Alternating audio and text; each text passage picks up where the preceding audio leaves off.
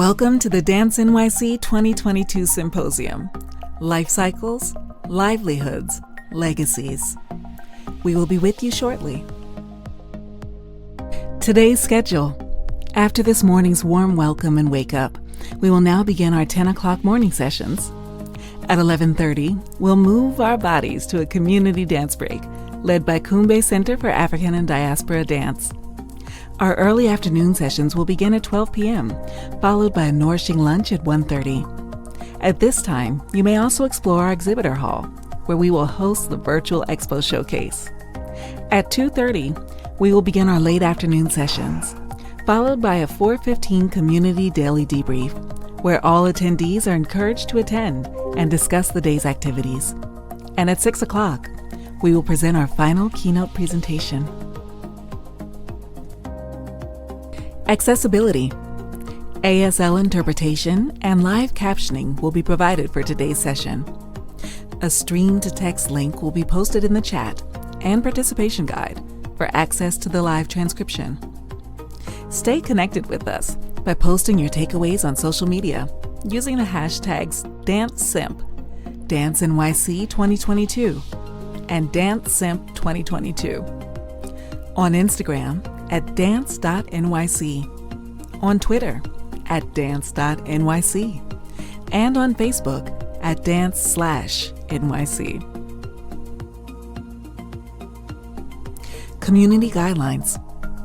Based on Dance NYC's values of justice, equity, and inclusion, we agree to share our opinions, challenge perspectives, and engage or debate respectfully, and acknowledge and course correct if harm is caused.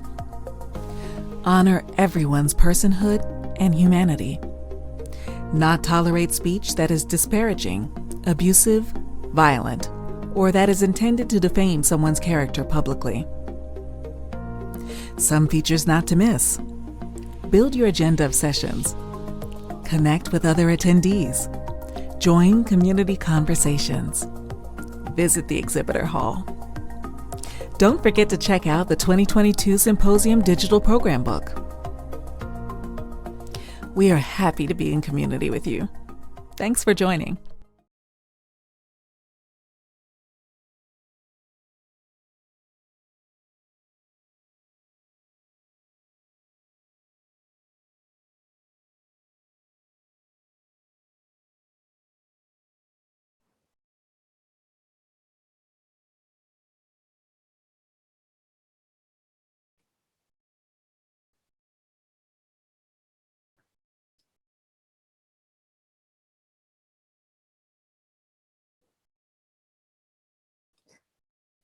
Good morning, everyone, and welcome to our session on Mentorship in Dance.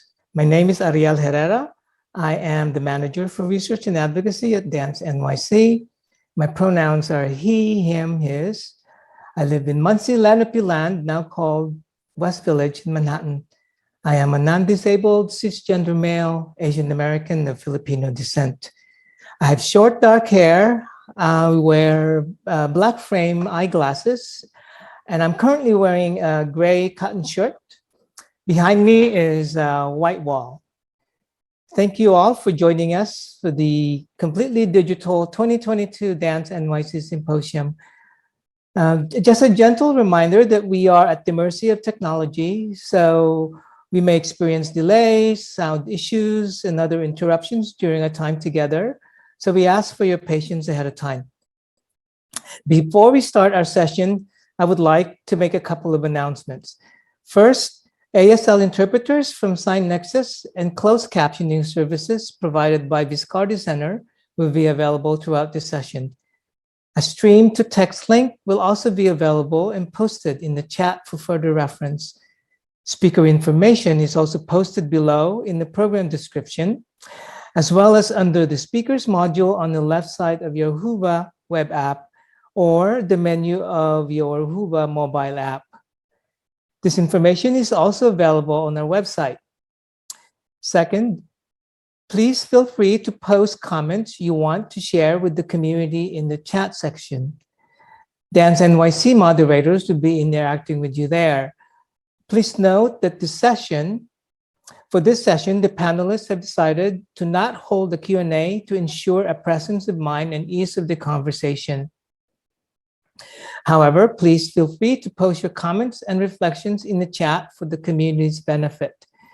At the end of the session, there will be a follow-up in the community section of Whova where you can continue the conversation. Lastly, we hope that you will help us amplify these conversations. Please repost, tag us, and share your takeaways on Twitter at DanceNYC or Instagram at dance.nyc and Facebook dance/NYC using the hashtag dance SYMP or DanceSimp. And now for our session, Mentorship in Dance. 3 pairs of dance artists in mentor-mentee relationship discuss the benefits, challenges, and beauty of mentorship. The session would particularly appeal to those seeking advice on how to build generative relationships to support their own lives and careers. Our artists will come in pairs. The first one would be James Cricket Coulter and Marianna Koytsan. And the second would be Reyna Núñez and Michele Byrd-McPhee. And last but not least, Sheila Barker and Lauren Cox. Without much further ado, please welcome our speakers.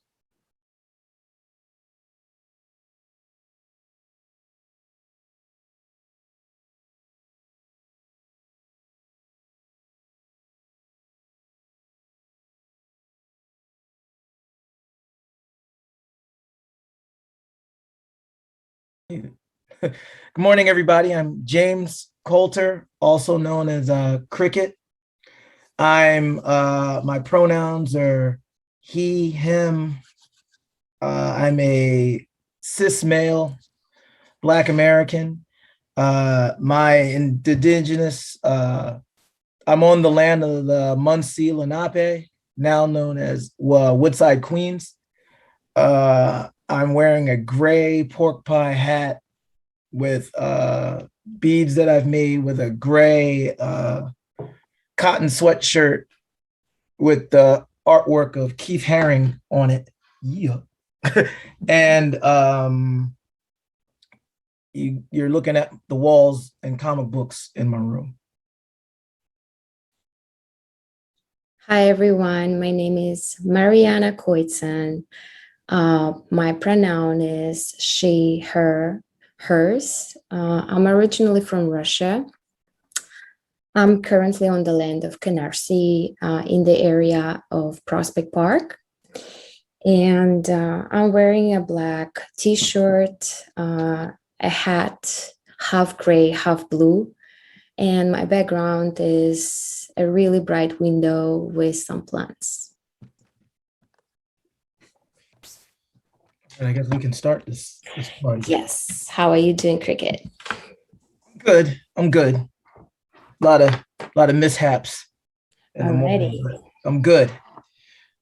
So I have actually some questions for you that I would like to share.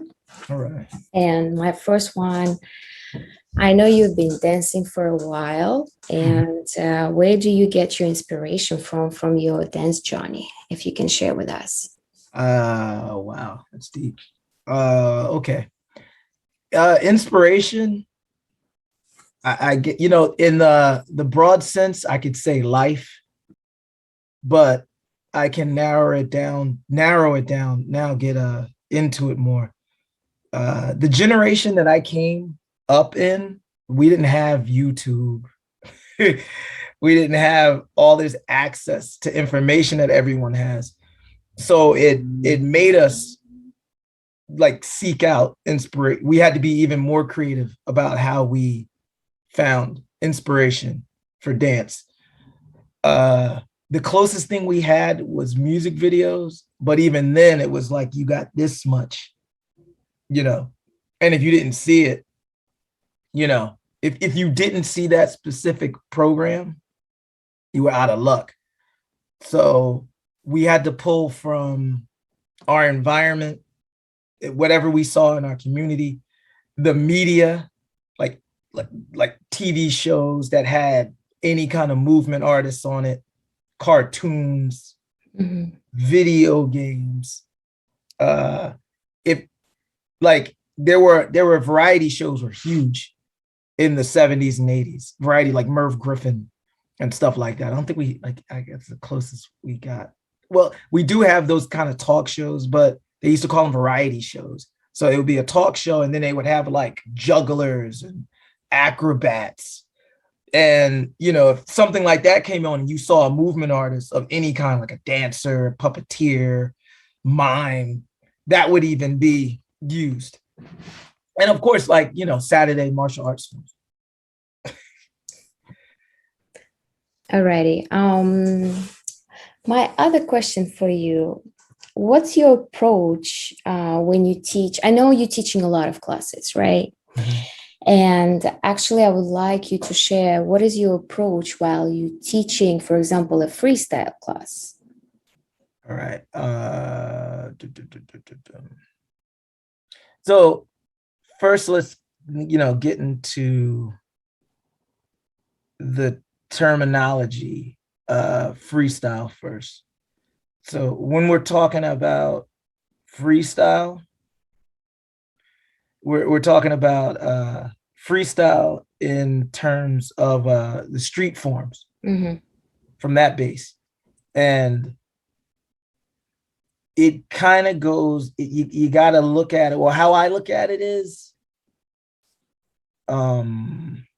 you're teaching a language, and in that it's a given, it's a most definite give and take, because I'm looking at what okay, so it's kind of like I'm looking at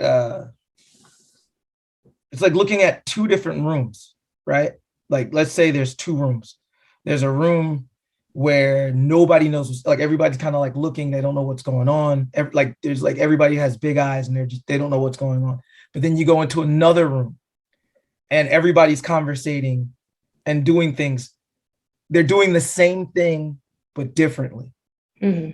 But to the people in this other room, it looks super complex because somebody's going, hi, somebody's going, hello, somebody's going, yo, but it all means the same thing.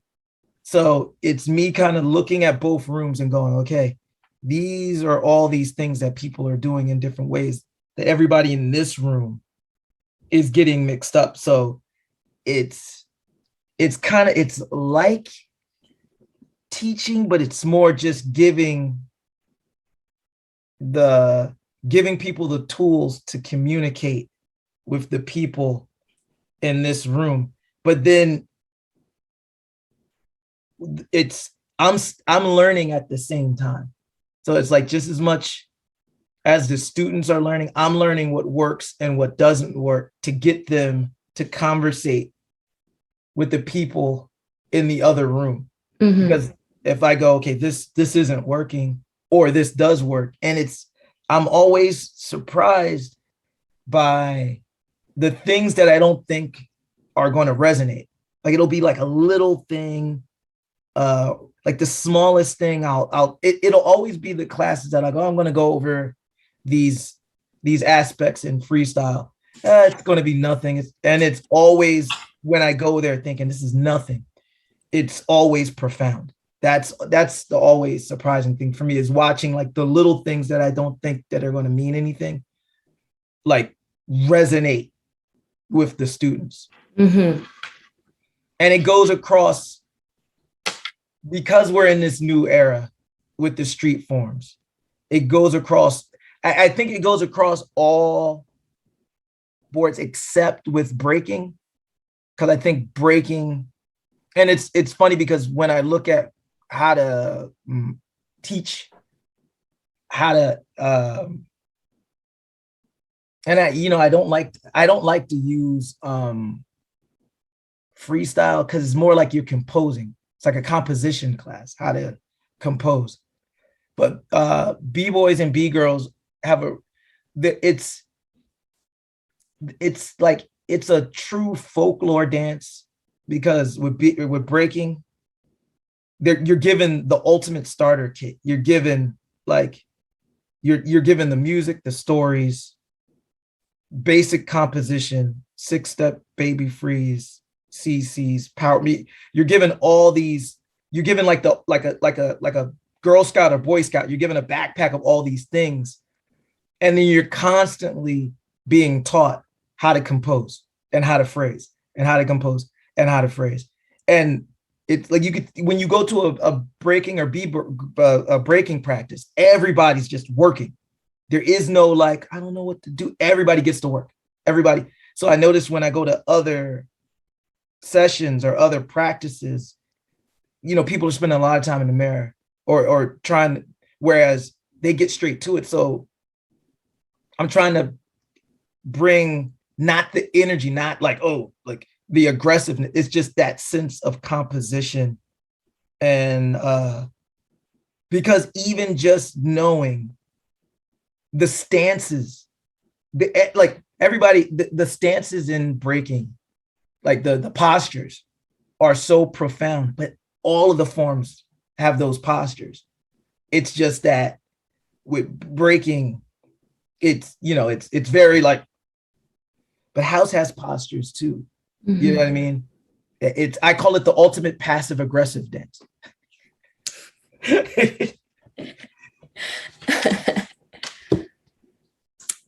Great. Can you tell me actually a little bit about the session that you're hosting? Anything about the history about it, and also how is the energy there? I think the session is built on basically what this talk is about, which is mentorship, because I had actually, Byron Cox was doing the session about, I'm gonna say maybe 15 years ago. And it was called Crucial Sessions. But in Philly, I had started a breaking session because I'd never taught before. When I was like 24, I mean, I had taught, but it was kind of like, you know, you teach people here and there, or but it wasn't like anything ongoing. It wasn't like a normal drop-in class. So there, like the breaking scene in Philadelphia you could count all of us on one hand. And so my thing was to use the session. It started out, I had keys to a studio. So I would always go to practice on Wednesdays. It was me and a couple of my friends, Lucas, BJ, Raph, Chris, Chris. And so people would ask, oh, yo, where you guys? I was like, I practice on Wednesdays at the studio. Kumquat. And then people kept coming. And every time I would try to practice, people would tap me on the shoulder. How do you do this? How do you do that? And out of frustration, I was like, God, I'm just going to teach a class now. You know what I mean? But even then, when I was thinking about teaching, like I hated the concept of teaching. So I was like, okay, this is how I'm going to do it. I'm going to teach for an hour, and I'm not teaching any, I'm not going to teach any choreography. I'm just teaching, these are your tools. These are your tools. And then session, so that, okay, you're learning your foundation or your tools. Now let's go. Now, and because I had the keys to the studio, we were supposed to only session for 2 or 3 hours. I would stay there until I got tired. So we would leave that thing until I'd leave until like the last person. So I would leave that thing like 2, 3 in the morning, and then go home and watch dance videos. So anybody that was left behind, we'd go to my house and just sit around and watch dance videos until the morning. So for me, but that helped restart. And there was a break to restart that breaking scene in the 90s. Because every city had a breaking scene, but then when breaking became unpopular, but once breaking started making a resurgence, that was key. And I did it with my partner, Raf, because I didn't want to do it alone. It had to be this, you know what I mean? Because we were like the older, we weren't elders, we were just the older dudes. So it was up to us. And that's where like the mentorship thing kicked in for me, because we had to give the information to dancers that were like the most basic thing. And it's like, that's why I use the metaphor. It was like, and not to downgrade parenting, but it was like being a parent in the sense where you always had to be available. And if I answered a question wrong, meaning my energy or my emotion, like it's just, you know, they look at me like, so you even my delivery system, I had to be aware of. As a mentor, I had to be aware of how I said it. It's not just saying it. How do I say it? How do I carry myself? Because if I carry myself in a certain way, and the dancers that I'm mentoring, they see it, they're gonna copy it, bad or good. You know, so there was some bad, there was some good, but I was trying to leverage the good, you know, and the bad. But so it's an ongoing thing, and that you never shut off when you're known as like, when you're in that mentor relationship. So when I came to New York, I was always coming back and forth to New York, and I would say the clubs with breaking was different because it was new, and it's a lot of information, right? But with house, the clubs were still popping in the 90s, right? I would say around, and this is crazy because people are coming to New York. Dancers were coming to New York 2003, 2004, around, to me, that's when everything started dying. Everybody coming to New York, like, yeah, I'm like, this is horrible, bro. Everything's closed. And when that started to happen, Byron reacted by creating the session, crucial sessions. And again, there had to be the thing about clubs, and this is everywhere. This is not, it's just that New York is such an international city. And there's so many cultures, right? But cities all over had clubs, throwback from the disco era, right? The clubs were always the place to exchange information, where there'd be mentors. The older dancers give information to the younger dancers. This is all over. Like if I go to Texas, I go, blah, blah, like I conversate with a dancer, I go, who is your mentor, or who is your OG, or these dancers, blah, blah, blah, blah, blah, blah, blah. You know what I mean? So every club, it's just that New York's is dense. They have a dense ancestry when you go. So with the clubs in New York closing, we're narrowing now that space, that space of information. Byron is seeing this and going, we need that space. Our clubs are closing. We need that space. On top of everything I talked about in the Philadelphia breaking dance session. So I'm looking at Byron like, word, this is dope, because this is an extension of that. There has to be this place where people are learning and getting the tools to communicate. I would go here and there. I didn't go all the time because clubs were still open, so I was still hitting clubs hard. I would say 2005, 2006.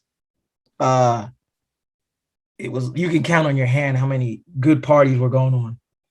And then it was kind of like, it wasn't like weekly. There was a point where even in Philly, you could club every night of the week. And then it got cut down to like 3 days. And then the parties that were weekly became monthly, bi-monthly. So we're watching that our well of information being shrunk, you know, and then Byron's doing crucial sessions. And now it's like, okay, now this is a place where dancers can come and explore the information that they're getting in the classes. You know, you'll hear me always use the term class steps. It's like, those are class steps. That's not what it is. That's like kata. If you do martial arts, it's like, but you go to fight somebody, you go, they tear you up, right? You see the metaphors, tear you up. So you know what I mean? So there has to be a place where you learn to explore the class steps. Where do you make sense of, how do you organize? How do you compose the class steps? You know? Mm-hmm. And Byron had left, I think he went overseas for work, 2011. Around 2011, I think. And then I took it over. And I partnered with Erico, and we started up again in 2012. And now we're 10 years. Wow. Let's go. That's beautiful. So that really, so can I ask you a question? Yeah. So, what do you, how do you view the mentor-mentoree connection? We got 5 minutes to go, so. Okay. Well, it's actually, I don't even know how to start, because I remember when I met you, let me start from the beginning. Mm-hmm. First time I met you in the clubs, and you would come to club around 1 a.m., change your clothes, and then jump right into the cypher. And it's just amazing, because I'm coming from another country where this culture is not a part of our culture, right? So just to see a lot of people dancing in the club freely without having mirrors, without like actually expressing themselves, this actually blew my mind, because I used to know only the studio section. Then I'm gonna compress, right, my answer, because I know we have 5 minutes. Mm-hmm. Then I actually went to the session, and I got lucky, because this is the time when I moved to New York. I got to experience club scene, which was alive at that time, a little bit better than now, or comparing like to your times was way richer. Mm-hmm. So then the session started. And for me, I was also surprised by how many people with different backgrounds can be in one room and just share. And also having people like you who would come and without actually insisting on something, just giving you a hint of like, hey, think about your arms, or think how you're using your hips next time you're doing a move. So through all those years, it's just, I grew a lot personally. I grew a lot watching you, watching other people at the session. And also having, for example, Byron coming here and there and visiting us, and he's in Europe, so he has his own background. Having other OGs coming to the session and sharing. And it's just like such a big influence for myself as a dancer, and also the knowledge that I gained, not through only dance classes, but actually having one-on-one person mentorship. So yeah, I'm really grateful. Like, I don't even know how to express it, because again, as I'm saying, coming from another country, not having that opportunity, you know. And nowadays you have internet and everybody, you know, sharing the information. But I feel like the actual information that we would like to have, the original one, we have to come to New York, for example, and talk to you guys who carry the culture. So yeah, I'm really grateful. That was perfect timing. We're at 10:29 on the dot. Oh, wow. Wow. Spasiba. So let me introduce the next pair before we close. Thank you for letting us yap. Thank you so much. Yapping in your faces. All right. So let me introduce the illustrious, the powerful Michele Byrd, founder of Ladies of Hip Hop, founder of Montage. Did I say it right? Did I say Montage? Watch. And also Reyna Núñez. Did I do your name justice, Reyna? Did I do it? Núñez? Okay, I'm sorry. We out. One, peace. Thank you. Good morning, folks. Good morning, Reyna. Good morning. My name is Michele Byrd-McPhee. I am the founder and executive director of Ladies of Hip Hop, excuse me, an organization for and by women about empowering girls and women through hip hop culture and the arts. My pronouns are she, her, hers. I am a brown-skinned Black woman. I'm wearing a Black t-shirt with the words Ladies of Hip Hop on it. I have brown hair pulled up into a bun. I'm originally from Philadelphia, as Cricket referenced. We grew up dancing and partying together. Shout out to Cricket. I'm originally from Philly, but now residing in Jersey City, New Jersey. And I'm tuning in today from Ossining, New York, which is originally the land of the Mentee Lenape people. I'm happy to be joining Dance NYC for their 2022 Symposium to chat on mentorship and dance practice, speaking with one of my friends, dance sisters, and also assistants for Ladies of Hip Hop, Reyna Núñez. And I just want to pass it over to her. Oh, thanks. Well, good morning, everybody. My name is Reyna Núñez, and I am a dancer, choreographer, and teacher. I serve as the shared assistant for the trifecta that is Melanie George, Latasha Barnes, and Michele Byrd-McPhee. I also am the rehearsal director for Ladies of Hip Hop Dance Collective and the Jazz Continuum. My pronouns are she, her, hers. And I'm a born and bred New Yorker, currently residing in Brooklyn. However, I am also calling in from Ossining, New York, which is the original land of the Mentee Lenape people. I am a cashew-toned, freckled Black woman with big brown curly hair put in this half up, half down situation, but it takes up most of the screen. I have 2 nostril piercings and some opal earrings. I'm wearing a white t-shirt that says Black Dancing Bodies. And I am sitting in a white walled room with really nothing going on behind me, but a gray brownish couch, have a gold chain that says Black Excellence. And yes, I'm happy to be here with Michele. We've been doing a lot together, so this is actually like perfect timing to have one of these conversations. Yeah, it is actually. So let's talk about it. It's funny, when I was asked to be on this panel, I was like, I'm a mentor. I don't think I ever really realized officially I was a mentor to anybody in that way until they asked me to be on the panel. And I kind of started to think about what that word means, what mentorship means.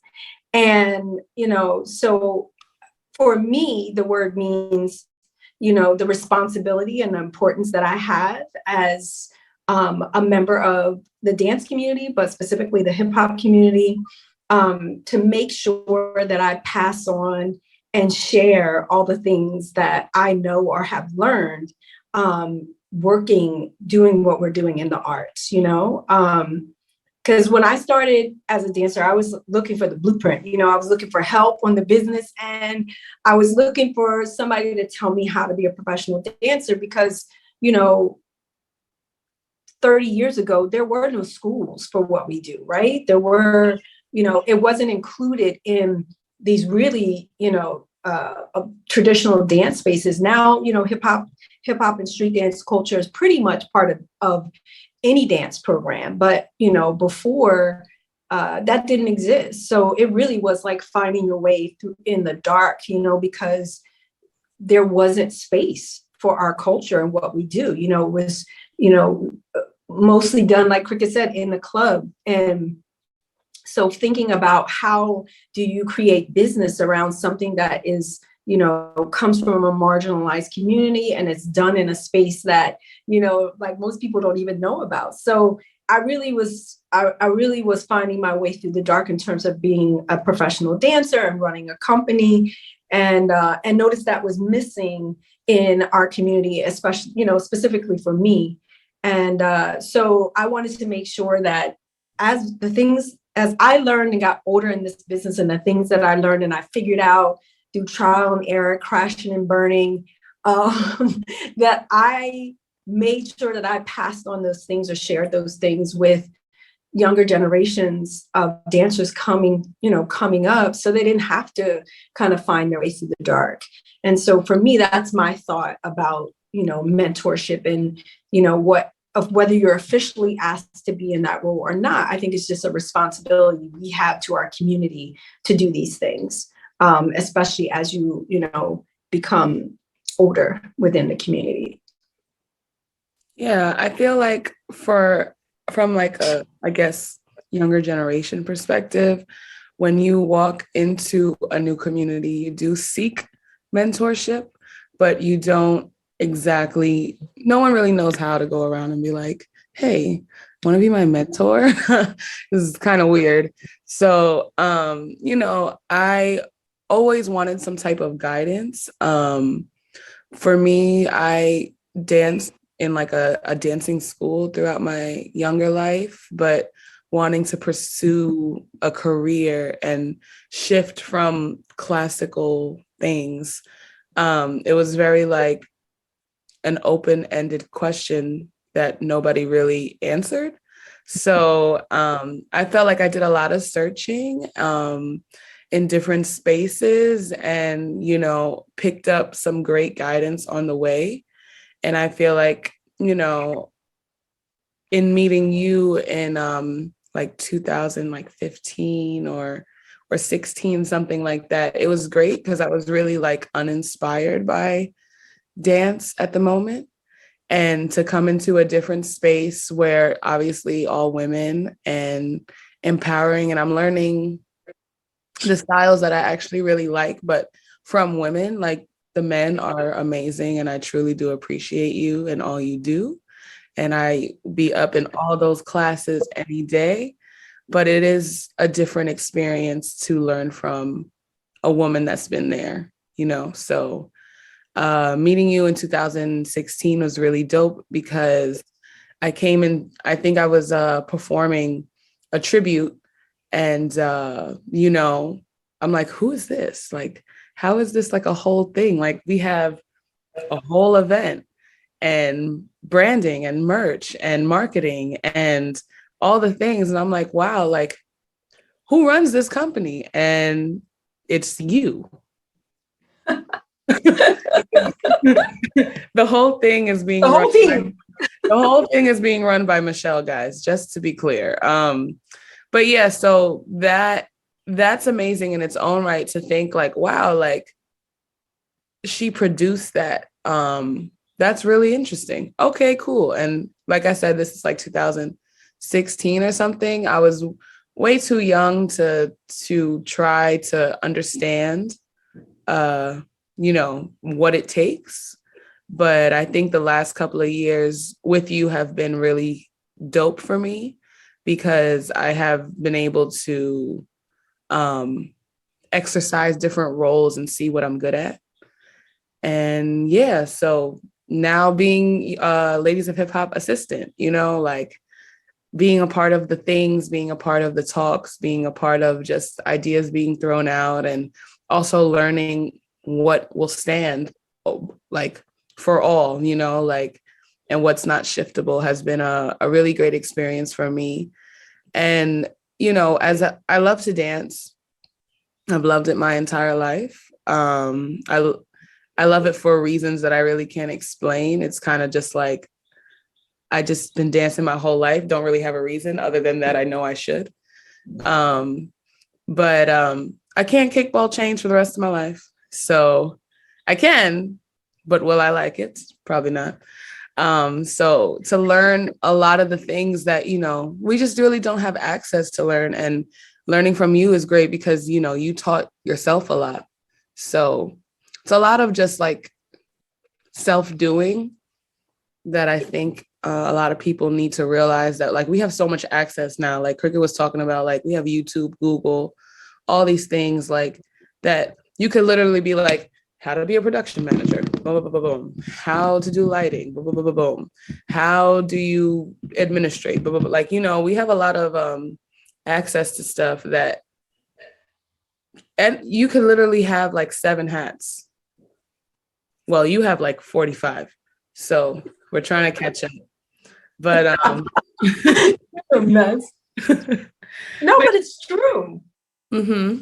It's very true. And I think, but what you're saying too is having access doesn't necessarily mean access to information, doesn't necessarily translating into doing. And I think that's one of the challenges we have as we switch generations, because, you know, for a long time, for cultural forms, was only space for one of those things to be on stage, and one of those things to be presented, and one of those things to get funding. So, you know, folks who made it into those spaces tend to not share and tend to not open up and give you an opportunity to get in and share what you want to share or learn what you want to learn.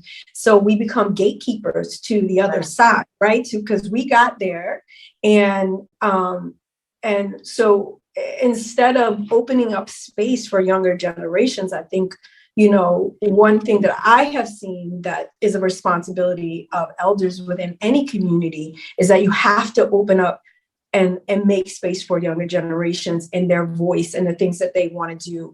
You know, I mean, if we could even just talk about the difference in how we view social media, I could definitely pump out a bunch of stuff to create for that and do the thing and tell the story and sell the ticket and get people out to the show. But there's also something that younger generations bring to that space about sharing who you are and your joy and what you do.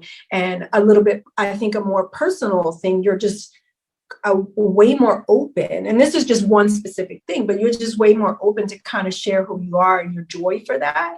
And this is just generalizations, but I do think, you know, when I look at that for me and in the space that I'm in, that's like a prime example. If I was closed off to having younger generations kind of contribute in whatever ways you're interested, that I would be missing out on that, you know? And I think if all these things are only tools within your business and within your organization, if you are speaking in all of the, and speaking to all of the demographic that's out there and really telling genuine stories. So it has to be more than just the business and the marketing, which is what I think as you get older in business and in particular, and I consider dance a business as well. You know, I think we don't give dance its due in that way, especially within our community, even though hip hop and street dance moves everything in the world, the culture, the music, we still as dancers don't even view ourselves as branding and dance businesses. So,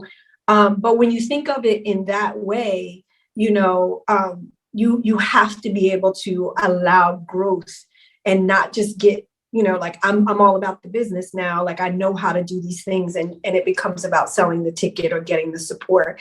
And so I'm grateful. And, you know, I tell y'all this all the time, you know, we're here away in a residency right now, and the youngest dancer is 18 and the oldest dancer is 52, which is me. And I feel like there's nothing more special than to be in a space of dancers contributing to every element of what we do at within every generation, right? And so this intergenerational responsibility we have to stay connected and pass on both ways, right? So mentorship goes both ways. I think we only think of mentors as, you know, this is an OG and they're teaching me this. And I appreciate that. And I appreciate, you know, you saying all the great things, but I learned just as much from you, Reyna. And that's because, you know, I don't think I know everything. And that's, you know, the other thing about why I don't really think of myself as a mentor, because I still have so much to learn and so much room to grow.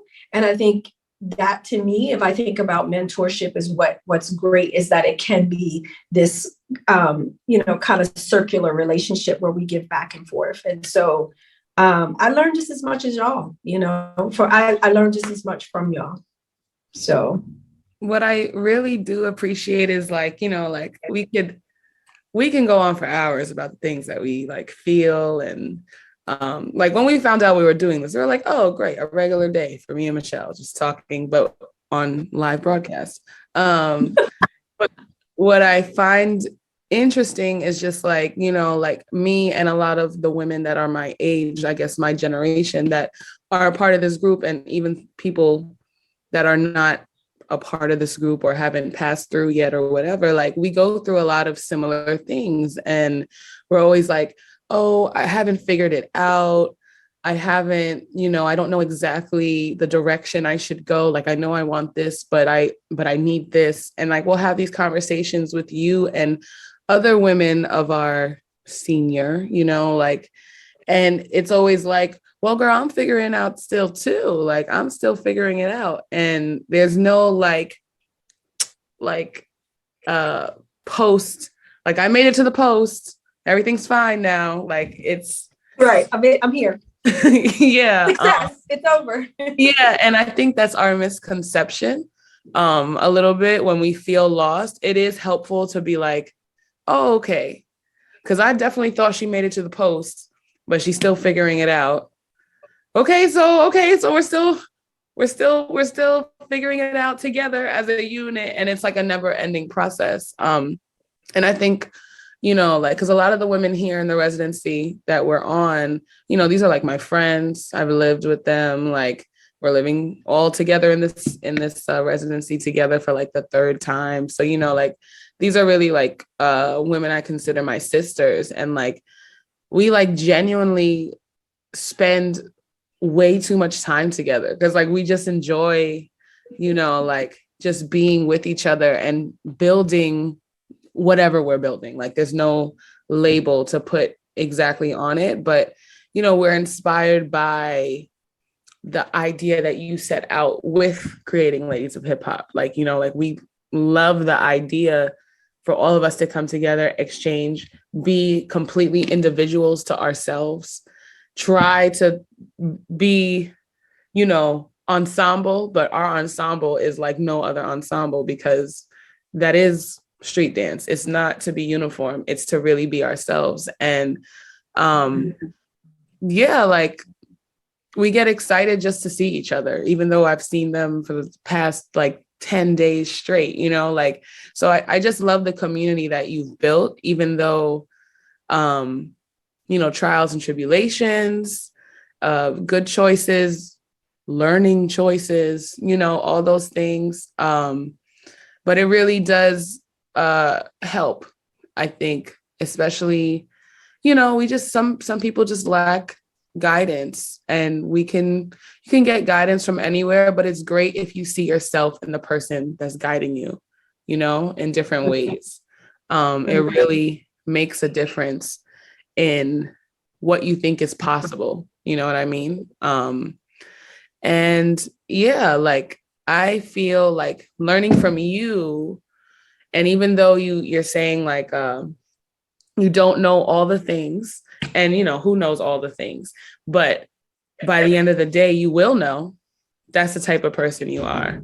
So True that. That's crazy. Like, you know, like you're never going to be like at a roadblock. You're not just going to stop there. You constantly are like figuring it out. And, you know, for me, I'm like invited to do Dance NYC Symposium. I'm like, me, this voice, this opinion, these ideas, you sure? But working with you, LaTasha Barnes and Melanie George has like forced me to stop questioning myself. You know what I mean? Like, for what reason and why am I even doing that? And that has helped me immensely because, and I'm sure people can relate, like you think you can do a lot of things, but if you don't know how, or if, you know, you just deal with like self-doubt and lack of access, you don't do them, you know? And the three of you are perfect examples of you don't really say, I can't, you know, like you don't really say that. And you rely on each other to help you fill in the spaces, you know? And that's like a beautiful example that I feel like is rare. And so to have y'all in my life, I'm very grateful. Yeah, but for me, the last year and a half has changed me as a person, like has helped me grow so much. And to know that I'm putting myself in a space for the future to help the people that come after me. You know what I mean? Like, it's not like I'm signing up for this and it's going to stop at me, because that's not the point. And it's a big job to be like, I'm going to instill generational wealth of knowledge and value to my people, my dancers, you know, like all that stuff. Like, that is a big job. And I commend thee. It is difficult. Well, I know we were supposed to be introducing ourselves, so apologies to the audience. This is Michele talking now. But yeah, I mean, Reyna, you're saying so many powerful things, and for sure, the sisterhood and being able to lean on each other is, you know, what actually keeps me motivated and going as well. You know, having the leadership around me that I have, like LaTasha Barnes, Melanie George, and even leadership in dance, like, you know, Tweet Boogie, you know, just having really powerful women around me, as well as, you know, our guys too. I've had, you know, Adeslo Sakaluni has been a great mentor to me as well. And just a great example of like, you know, if you just keep pushing the things that you can achieve and do. And Buddha Stretch for as well, you know, he keeps like, you know, reinventing himself and what he's doing, and you know, dance has taken him all around the world, and you know, he's been a source of, you know, obviously the dance history and connection for us in terms of hip hop culture. I think I had an amazing mentor in Marjorie Smart.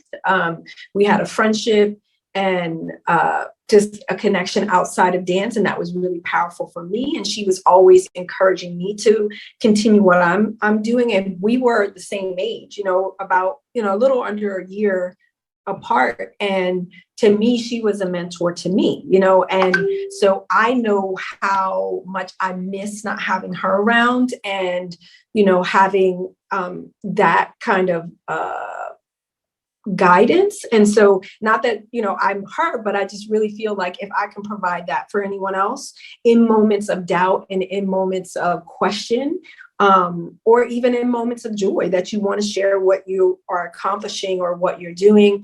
And like I said, making space, I think, for your work. I think we get to, as artists and choreographers, when we are in leadership roles and we're getting, you know, the opportunities to present our work, and, you know, and writing for the grants, we don't encourage other people. You know, my thing is, it's just like the only way that we're going to be able to, as a community, make funders and presenters understand the importance of our work is to apply the stuff, overwhelm the system, and apply in numbers. And so I'm always like, I'm trying to be right there with you applying for the same grant. You know, what do you need help with?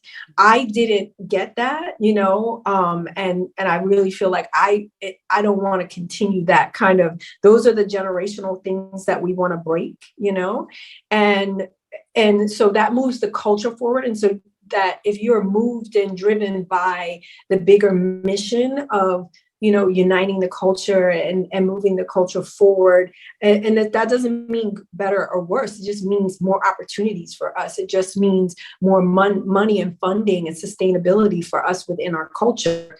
If you really, really, truly move with that intention, then you have to be open to being, Reyna should be applying for the same, artist grant that I'm applying for, and I should help you. That's what I firmly believe. And so those things, as we take on these roles of mentors, we have to start to, stop thinking of like what I'm going to teach everyone and you stay down there. And I'm, like it creates this weird level. And I really feel like I just want to be flat. Let's all share what we know and let's move the culture forward. And I think that's what a lot of people are surprised about when they meet me or when they come into Ladies of Hip Hop.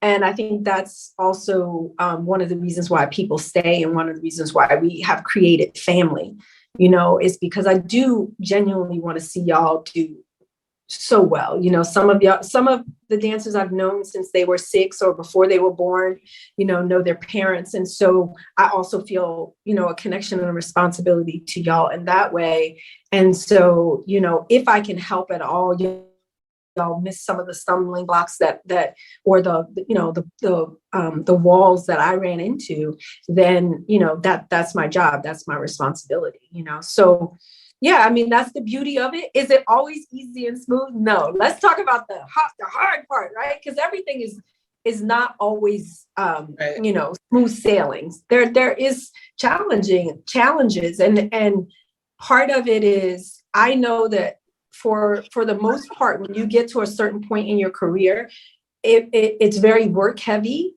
and so there's a level of commitment that maybe at 21 you don't want to do. There's a level of commitment and kind of, disappearing in certain circles and things that may not be, you still got to live your life. So finding the challenge of like, how do you as a young person still, be young in life, but then be serious about business. And so for me, like, that's also like me not putting that weight on you. And so letting you figure out when you're ready for it. And that, because I can be a very serious person, that for me has been challenging, and I think can be off-putting to somebody who wants to learn from you if you don't have that flexibility to like, and that's what I mean by always growing and learning. I'm learning how to be a better mentor and how to share things. And, it can't only be in the way that I want to share it, because everybody's different in how they receive it, and so I keep, we'll, I'll have somebody work on a task and it won't work out maybe, and it doesn't mean like, exactly. It doesn't mean that is like the end all be all. And yeah, I think we are closing out our time together, which is so sad. Yes. But I just like to say, like, lastly, like, I think key for younger people of my generation to just like accept the journey and see where you have your pit stops and like keep going. Cause like meeting you is amazing. But if I go back and back and back, I've met a lot of people along the way that give me a lot of gems. Like, I think I met you for performing for Violeta Garagarza, and I was with her when I was a young teenager. And, then being under Daniel Polanco, you get the gems along the way. You're never going to get the full picture until you like accept the journey itself, and just keep going. But with that being said, I would love, love, love to introduce the next pair. We have Sheila Barker and Lauren Cox. Welcome. Hey, y'all. Beautiful stuff. Thank you, Michele. Thank you. Bye. Bye. Yay, bye. Well, hello, everyone. So happy to be here. And my name is Sheila Barker. You'll get a lot of noises from me, so be ready. And Wait, Laura, don't do it yet. My name is Sheila Barker. I am a master teacher and a jazz educator that's also evolving into legacy kind of thing. And I'm very happy about that. I'm a coach and a mentor. I am on faculty at Broadway Dance Center, teaching jazz, and I'm an adjunct professor at Marymount College teaching jazz. My pronouns are she, her, hers. I'm currently on the land of the Núñez land territory in Plainfield, New Jersey.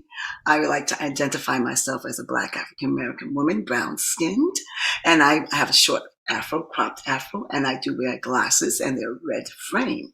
I am wearing a yellow, nice golden yellow top, and behind me is a plain cream black wall.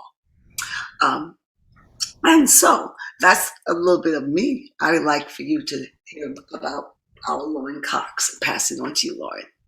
Yeah, Sheila, hello, thank you, and hello everyone out there. My name is Lauren Cox. My pronouns are she, her, hers.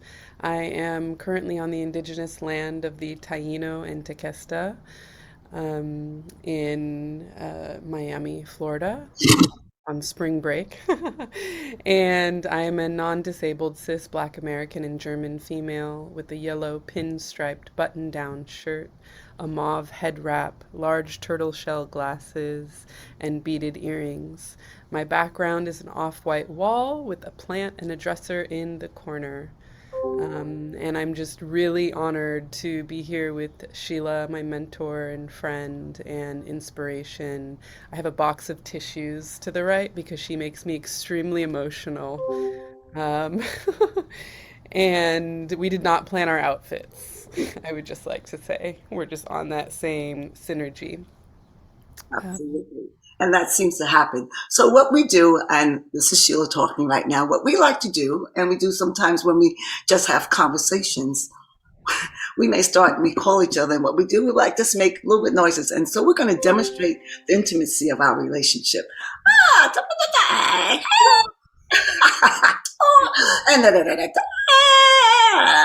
And that's what I will say to her. And then Lauren will go on. Sabada-boo, dow, ra-pa-pa, choo, hey, yep, scada-da-boo. I feel like it's scatting. Yeah. Because sometimes what there's a lot of words, and we just like to vibe and feel each other out, and we just enjoy each other. So it just makes us happy and connected. That's why we just connect. Sometimes we don't like to use words. We just like to bring in the energy with sounds and just and light. Ashe. Yeah, so I kind of want to start off by telling the story of how we met. In 2010, I joined the summer intern program at Broadway Dance Center. And the first class that we took was this incredible self-empowerment class with Sheila, where she just kind of had us stand in the mirror, a nice wide parallel second as she begins all of her classes with, and look at ourselves and really take ourselves in and give ourselves props for showing up and for being there. I came from the San Francisco Bay Area, and I don't think I'd ever really had, since elementary school, I don't think I'd ever really had like a good teacher, and so it was really emotional for me to stand in that classroom, to look at myself, and to have a Black elder tell me to love myself and to honor myself. A good teacher. I hadn't had a good teacher. I hadn't had a Black teacher in a while. You know what I mean? A really good one that resonated with my spirit and my soul, and kind of instantly showed me that I had been doing jazz my entire life but hadn't known it. So it was kind of this convergence of so many things, of being really hard on myself and coming from a place that I didn't really understand what I was doing, and then coming into that class and it just being a convergence again of amazing energy and realization and recognition, I think, of jazz and friendship and mentorship and what a teacher is supposed to be. And so that's kind of how we first met. I cried instantly. As soon as she started the classroom and my contact slipped down and I had to go into the mirror and she said, "Your contact?" And I said, "Yep." And that was our first, interaction and conversation. And it was, we really just understood each other immediately. And I had never had that. And it really touched my soul, and it continues to touch my soul to this day. Um, yeah. And what's so interesting, I don't think Lauren knows this, but um, I started dancing when I was younger, but then I stopped. I became a musician and stuff. I was going to go to music and art. I wasn't in music, playing the violin. I didn't get back into it until I had Diane McIntyre as my teacher, and she would give me all these noises. Da da da da da. She just and gave me so much energy and so much love.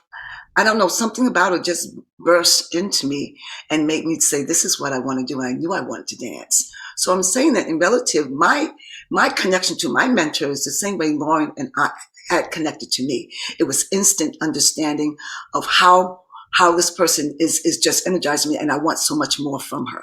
So so I understood it right away, and I felt it right away. And it's just been a continuation of growth.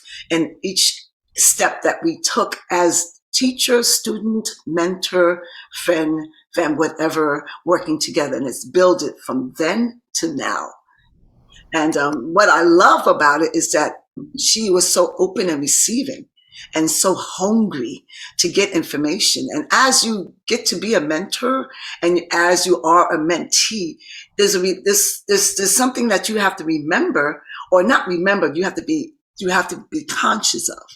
As I mentor, I'm still a mentee. I'm still remembering the time when I was in that situation, so I can relate and tell the story and guide with both visions. Because I think it's important, because I just don't want to be a mentor just gives information and just horns and just teach and throw. I have to be sensitive to the situation, to the person, and also the experience and what I can do to help them, to guide them forward. And remembering how it was for me matters. Yeah, Ashe. And I think that just speaks to your teachings in terms of presence. I think that's one thing that I continue to come back to in your teachings, and when I feel as soon as I step into your class still, is just this sense of presence. Being present with the teacher, being present with the ground, being present with the music, and all of these kind of intersectional things, your own story, how you're feeling during the day, and it just, it feels like church, right? Like that's what church does, and I didn't grow up in the church, so this was my church, right? And it has been just, so much more than dance, teaching of professionalism, teaching of how what I can bring to my students, in terms of that presence and in terms of that awareness, right? This kind of multi-layered awareness that you bring to each conversation, to each moment in class, and to your own artistry. And to the artistry, the artistry of what's happening in the world right now too. I feel like you bring all of that awareness into class, and it's always very energizing and very releasing. And I think that it's just been a wonderful journey to discover that within myself as a teacher and an artist, and then to always come back and have that reminder. I'm really grateful for the reminder.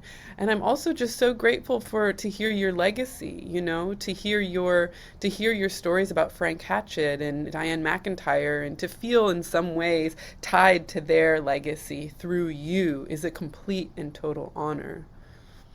And for me to see Lauren I still remember Lauren as a student, and remember the spirit she had, and the want and the hunger that she wanted, and I was humbled that she chose me to be her mentor, so that I can give her what I felt was necessary, because I felt we were the same and one in the spirit of how we came together. And I'm telling you, but I was the mentee of Diane McIntyre, and I felt us as the same. as the same humans together. So my consciousness of her being there was reminding me of how I was. And I wanted to make sure I was real sensitive to guide her and make her come out of that place and to open her up to be the best human artist, but not just an artist, but a spirit and a person of light. Because as a dancer and as an artist, you are also a human that's guided by everyday things. And if we don't take that into consideration, then your art form and who you are inside the room or just as a creative voice is just limited. And I got that from Diane Macker, not to be limited. So I want to make sure that I was really clear in helping her burst through her breakthroughs or just break through the things that she was afraid of.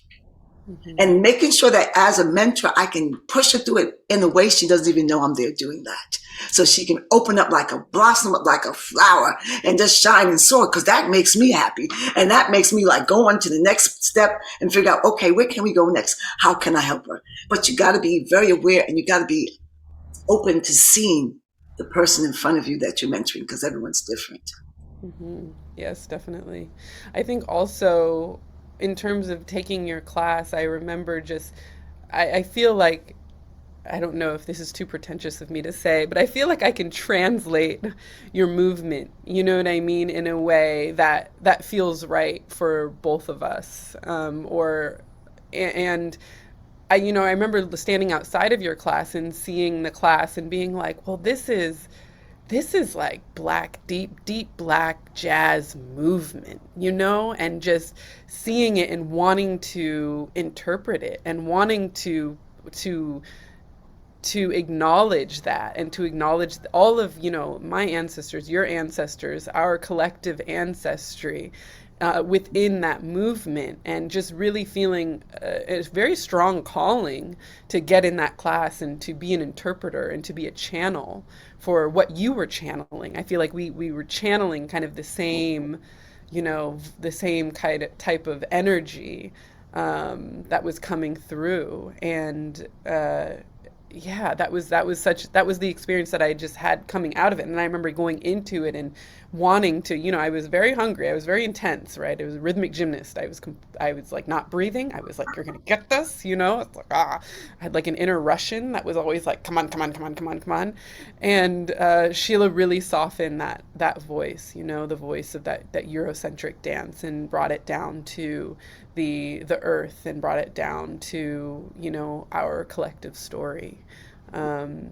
And that's what I think I realized first in that day and in watching your classes and then being in the classes. It was always a channel of our ancestors and of Harlem and of, funk and of Frank and of Diane and of you.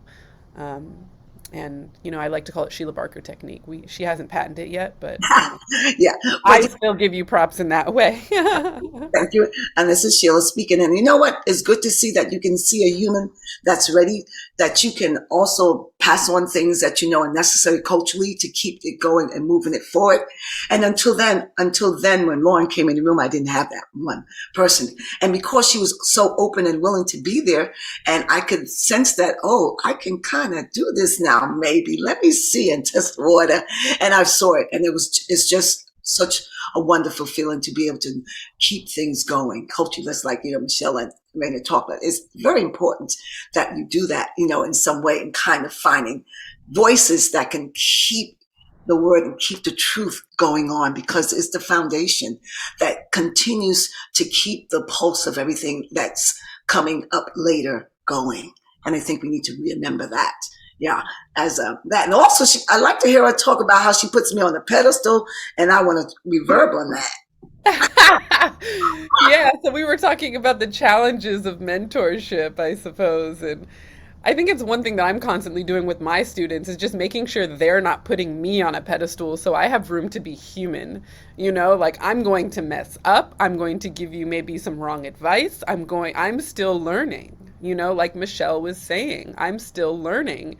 And I love teaching, and I love mentorship, but I don't take that lightly, and And I think one of the things that it needs to be freeing between a mentor and a mentee relationship is the mentee cannot hold that mentor up on a pedestal that is higher than their own understanding, because you're going to lose your voice. And I think there was times where I put your voice ahead of my voice, you know what I mean? And you would be quick to remind me, well, no, that's my voice. Where's your voice? You know what I mean? So, and that's what you kept reminding me of in terms of jazz. And I remember one time you just said, well, that's not jazz what you're teaching. What is jazz? And now I'm an assistant professor of jazz dance only because of that question. Because you said, well, what is jazz? You know, like, what is your interpretation of it? You know, and where is your voice in it? And that's why I'm continuing this research, because I'm just like, well, dang, what is it? You know? And so I think that pedestal, you know, allowing you to be human, realizing, I know that you've expressed that you still get nervous, which is shocking to me. Completely shocking, because you're a master, you know, and that you are still trying to remain relevant in this ever-changing landscape of dance, you know, and so allowing you to change and allowing, you know, you to be a human. And I think that's it in terms of the pedestal. That's all I was speaking of, you know. It's just, you know, allowing you to be human and not just master Sheila Barker, you know, jazz dance, you know, all of these different labels that we confine ourselves to and put ourselves in boxes with, and just not wanting to put you in a box as a mentee and as a friend.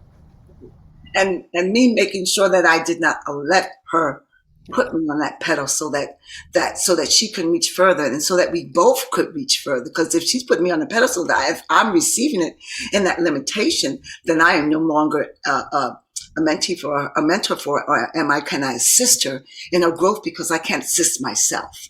Remember, we are a team. We're always going to be a team, but we're always feeding off of one another in all kinds of ways, whether we're just talking about the weather, whatever. We're always in each other's lives, and every moment and what conversations that we have, we are building on it, and we're building each other up, and we're working together, finding more nuances about each other. That's going to just elevate our information, our creativity, our voices, our artistic voices, and just keep it open so that it's never going to feel like it's going to just be limited. And that's something that I'm so grateful for, and so honorable for, because it just makes me feel so happy every time I'm with Lauren. Even if we're in deep conversations, we find the light, we find the love, and we know we need to support and push each other forward. I think that's so important. Yeah, truly. I know that you also were talking about, and I think it's really important, because I think that's also what you teach me, because we've started a mentorship together, which I'm sure we'll come back to, but we've kind of started this mentorship with a Black Solution Circle with students during the pandemic, and just wanting to stay connected to students that I no longer am in contact with, being outside of New York now. And I think one thing that I witnessed from you in that mentorship is really pushing and inviting into space without inserting your voice or your ego into there.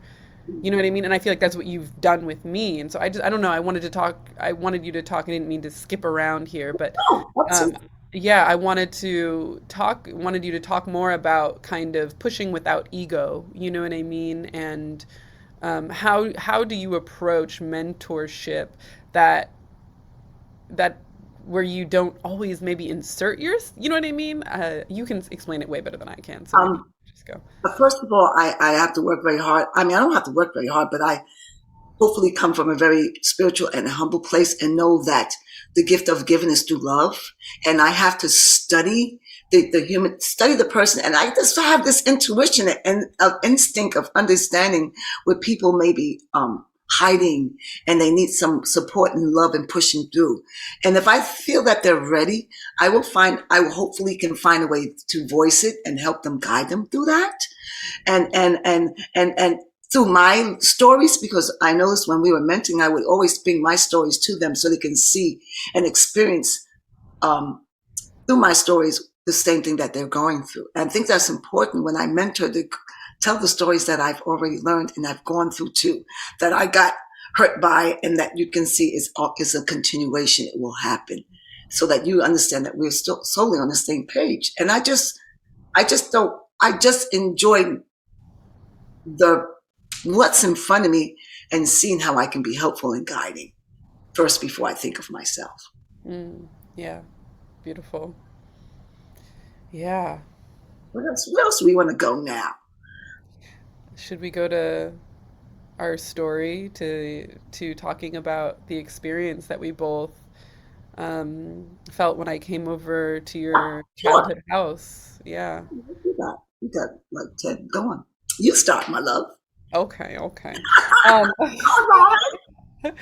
Well, so Sheila called me and told me that, her mom had passed and that she needed help cleaning out her childhood house in Harlem. And of course, I was shocked that she kind of asked me, but also not. Just because we have, I understand, immediately what that was going to be like and how to help her through that process.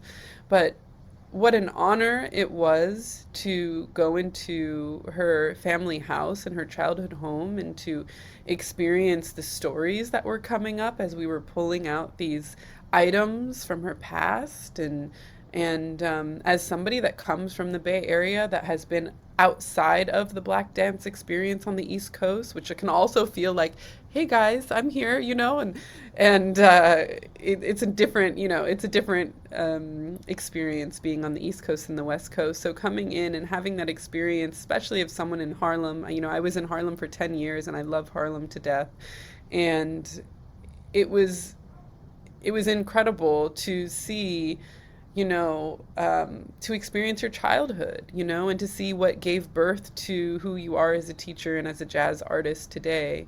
And I think it just helped us build, a friendship and a trust. And I really understood jazz through that. And, I still have some of the jewelry that you gifted me from your brother, who made, jewelry, who was in the African Society. And I now practice Ifa, and it is the basis of jazz. And so I carry these items around from Sheila, from her brother, and from her mother.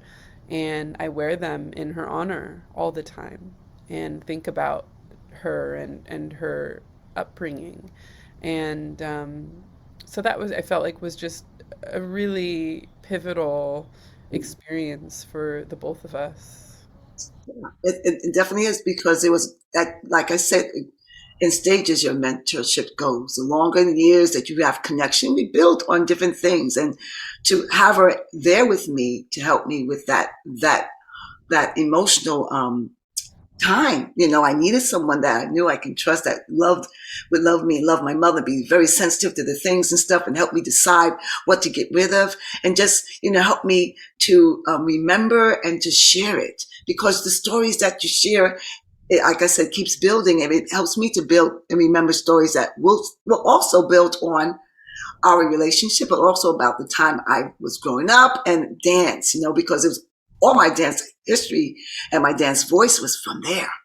Mm-hmm. So I would talk to her about that. And this is what happened there. And this is what happened this time. And Harlem School of the Arts is right down the hill. So we were connecting in a different way, where I felt so free and so grateful for to have. So, so it becomes like, I'm like a little mom to, it was just a lot of things. And it's still so emotional to talk about, but I'm so grateful that she could be there at that time with me. And that's what happens, your emotion, your relationship as mentors, mentees grow in different ways, and so profound. And even if you're not being in the arts, it helps build different languages and voices, and expands on your artistry, because you're free to just talk about anything and just stay connected with anything, not holding back. So you understand each other better and differently. And also, what I would love for us to talk about, if you don't mind, Miss Lauren, and thank you for that, and thank you for sharing, and thank you for being so connected with me, and so so warm and so giving, so that I can just be a honest voice to guide you, and feel that whatever I'm going to give you is going to be received with openness and grace to move it onward. That's so important. It makes me feel so wonderful. The thing about our art, and I always tell Lauren, I tell my students, as she says, I bring life into the studio when I dance, talking about life, because life and art to me is one and the same. So as I mentor my students, I want to make them, remind them, life skills and just being outside in the world is necessary to observe, because that's going to expand your knowledge of you, but also what gifts you have, and open up your artistic creative voice. And art and life is one and the same. So we have that kind of thing, talking about different things, to also open up our range of voice inside the artistic, creative world. What do you think about that? Yeah, well, I think, I think that's another thing that you've taught me immediately is dance is so much more than dance. It really is your artistry and how you step into the room and your character,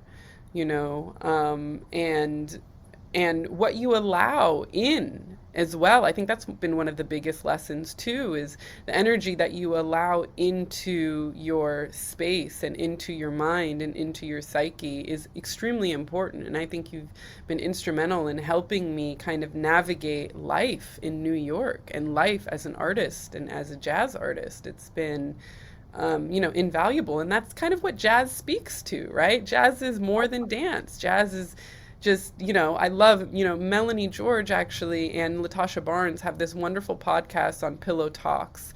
And they talk about jazz being kind of that like thing that's under the mask.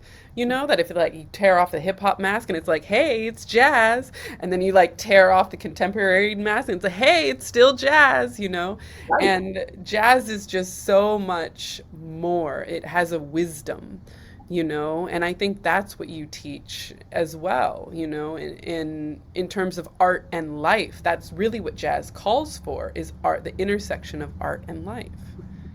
It is. It's so true. And also, what I would like to say, because we're getting closer, and thank you so much for this great conversation, my dearest Lauren, is that we are connected, and I'm we need to be very aware that it's never just one voice that's stronger than the other. It's always working together. I'm always working with my students because they always teach me. As a mentor with Lauren, she's always teaching me. We're always growing. And that as an art form of jazz is always evolving and growing, but everything has its base. And when we just let it sing and soar and let it rain and show up, it's just magnificent. But to have someone that's there with you that you can just pour everything into, it's like, it's just sensational. So I am so honored and so happy that I can do that with you, Lauren. Yeah. Ashe, I'm overjoyed to be your mentee and a friend, and I can't believe I got through this without crying, but I feel even more empowered, coming back and starting the week again and continuing this journey of jazz for your legacy, and with you beside me and with you in my heart always. And your lessons just run through me all the time, and your essence. So growing your legacy, because yours is going to shine too. Thank you, Dance Symposium. We lovely conversation. I'm so happy to be here. Yeah, thank you. Really great conversations today. Yes, beautiful conversations. Yeah.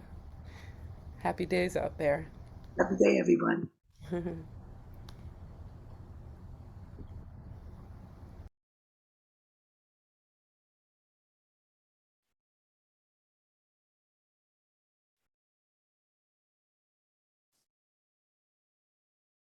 Hi, everyone. Sorry, my video wouldn't turn on. Sorry about that. Thank you, Cricket, Marianna, Reyna, Michele, Lauren, and Sheila for such a beautiful conversation. There's lots to chew on now. Really rich, beautiful discussion. So I hope you all were able to take away some transformative ideas and considerations. A final thank you to our sponsors, and to Jamie Pellegrino from Biscardi Center, as well as Elisa and Emilio from Sign Nexus for their invaluable support. So we are heading now over to the session follow-up in the chat in the community section. If you want to follow us and continue this conversation. But before you go, I just want to a quick reminder on what's on the agenda for the symposium today. There's Move Your Bodies, daily breakdance facilitated by Kumba Center for African and Diaspora Dance, which is beginning soon now. You can also continue to experience the symposium by creating virtual meetups and online conversations in our community chat, community board. If you want to explore more concepts within life cycles, livelihoods, and legacies, we have 6 more daytime sessions coming up, 3 held at 12 p.m. and 3 more at 2:30 p.m. So you have lots of choices there. At 1:30, you can take your lunch, or you can head over to the exhibitor hall for the virtual expo showcase. We have a beautiful live session with the American Ballet Theater dancers. So it's really worth a visit. A heads up on tonight's program. So tonight's program includes closing remarks from Dance NYC, artistic offerings from the Clark Center and Hunter College Dance Department, as well as a keynote conversation entitled Building Community Around Dance for a Future Society. It's an important global conversation around global tipping point for change. And it's a conversation that forecasts what building community around dance will demand of the dance field and the wider society as we know it. We have knowledgeable practitioners in technology, education, producing and presenting. People like Adam Hafez, Chris Walker, Kamar Sinclair, and Christopher Walker on the panel, as well as Onyu Ozuzu, who will act as a moderator to discuss the world as they are preparing and how they will serve it. So it's a big conversation, a big topic. Have a wonderful day at the symposium, everyone.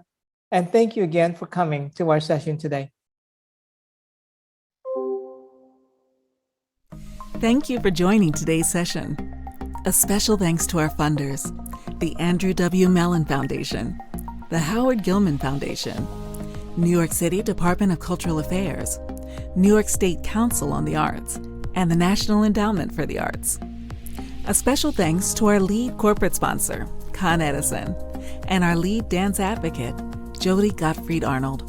Subsidies for the education and dance worker ticket tiers are made possible by the Arnold Foundation.